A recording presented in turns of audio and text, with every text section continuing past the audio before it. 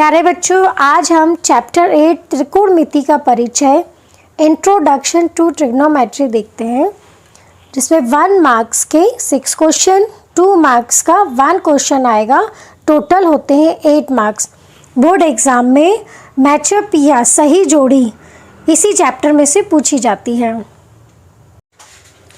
प्यारे बच्चों, अब हम 0 डिग्री, 30 डिग्री, 45 डिग्री, 60 डिग्री और 90 डिग्री के हम मान निकालते हैं।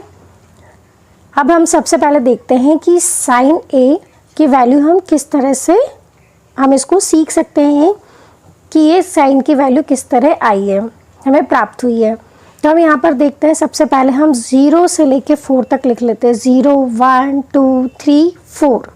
ठीक है। जैसे जैसे कोण ए का मान 0 से 90 डिग्री तक बढ़ता जाता है तो साइन ए का मान 0 से बढ़कर 1 हो जाता है। तो अब हम यहाँ पर देखते हैं कि 0, 1, 2, 3, 4 लिख लिया हमने। अब हमें इसे 4 से डिवाइड करना है, तो हम लिखेंगे यहाँ पे 0/4, 1/4, 2/4, 3/4, 4/4। अब हम इन सब में रूट लगा देते हैं, तो हमें मिलेगा √0/4, √1/4, √2/4, √3/4, √4/4। अब चूंकि 0/4 की वैल्यू होती है 0, तो √0 की वैल्यू हुई 0, √1 की वैल्यू 1 और √4 की वैल्यू होती है 2।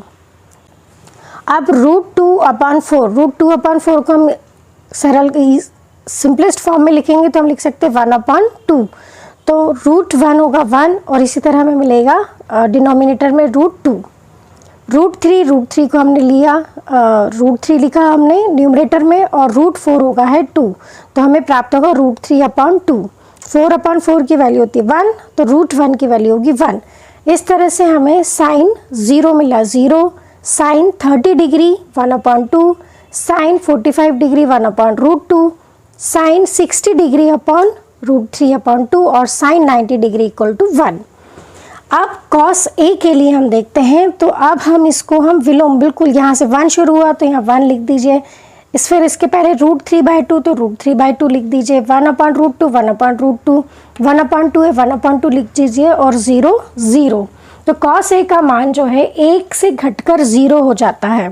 तब हमें मिला cos 0 degree 1, cos 30 degree equal to √3/2, cos 45 degree equal to 1/√2, cos 60 degree equal to 1/2 और cos 90 डिग्री इक्वल टू 0। अब जैसा कि हम जानते हैं कि साइन cos और tan में संबंध होता है tan A equal to sine A upon cos A। तो अब हम 0/1 करेंगे तो हमें tan A की वैल्यू 0, 1/2 अपॉन √3/2 तो हमें मिलेगा 1/√3, 1/√2 अपॉन 1/√2 कैंसिल हो जाएगा, हमें मिलेगा 1, √3/2 अपॉन 1/2 निकालेंगे तो हमें मिलेगा √3 और 1/0 होता है अपरिभाषित। तो इस तरह हमें मिलता है tan 0 degree 0, tan 30 degree equal to 1/√3, tan 45 degree equal to 1, tan 60 degree equal to √3 और tan 90 डिग्री जो हमें मिला अपरिभाषित। अब हमें cosec A, sec A और cot A की वैल्यू निकालना है।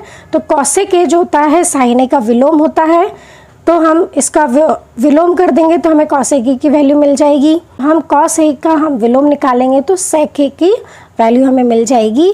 इसी तरह हमें cot A की वैल्यू निकालनी है तो tan A का हम विलोम कर देंगे तो हमें cot A की वैल्यू निकलेगी। इस तरह हम बहुत आसानी से इनके मानों को याद कर सकते हैं।